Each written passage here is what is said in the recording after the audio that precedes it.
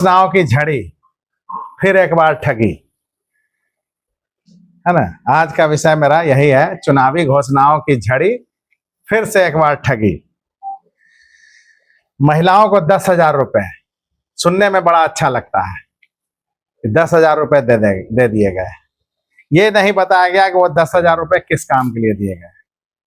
Form पे ये नहीं लिखा गया कि वो आपको किस मद में दिए गए।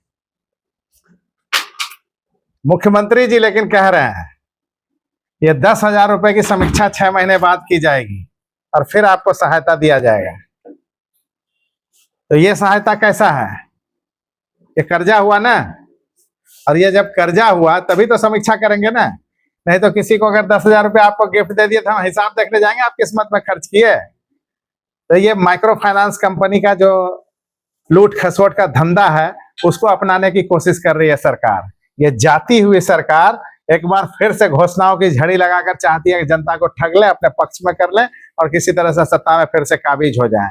20 साल से इनको ये याद नहीं आई कि महिलाओं को सहायता करनी है।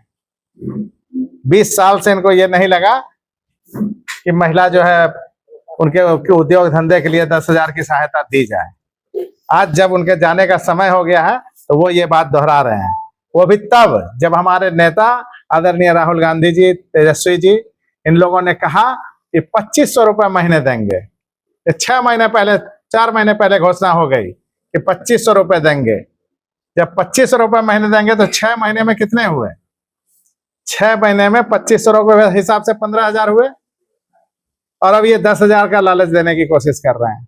ये ठीक है, आप कहां से पैसा दे रहे हैं, क्या कर रहे हैं, आप अच्छी तरह से जानते हैं, और आप क्या करना चाहते हैं यह भी जानते हैं। चुनाव आयोग भी जानता है, सुप्रीम कोर्ट भी देख रहा होगा, हर किसी के नजर में ये बातें होंगी, तो जनता इसको मिस नहीं करेगी। स्टूडेंट क्रेडिट कार्ड का क्या किया अब तक उसने? 20 साल में क्या किया? 20 साल से वो स्टूडेंट क्रेडिट कार्ड को देके उस पर 4% इंटरेस्ट लेती रही। उस इंटरेस्ट को भरने में जाने कितने स्टूडेंट की जान चली गई, आत्महत्या तक की नौबत आई, आत्महत्या भी करते रहे।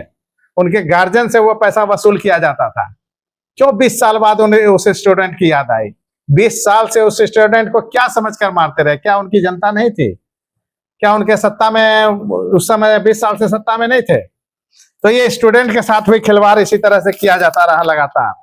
आप ये देखिए कि स्टूडेंट किस तरह से चाहता है कि हम अपना जीवन यापन करें, पढ़ाई करें, ट्यूशन पढ़ाएं। छात्र छात्रा अपना ब्याज लोन चुकाने में असमर्थ हो जाते हैं, दबाव में सैकड़ों छात्र छात्राएं मजबूर होकर आत्महत्या तक कर चुके हैं। सरकार का ब्याज खत्म करने की बात अब कर रही है। क्या मृत छात्रों के परिवार से, मित्र छात्रों की आत्मा से यह सरकार माफी मांगेगी कि हमने आपके साथ पिछले 20 साल तक अत्याचार किया? यह सरकार भ्रष्टाचार के नाम पर संपत्ति जब्त करने की प्रक्रिया तेज करने की कवायद करना चाहती है। यह कैसी सरकार है? देखिए, इसके 3 मंत्रियों के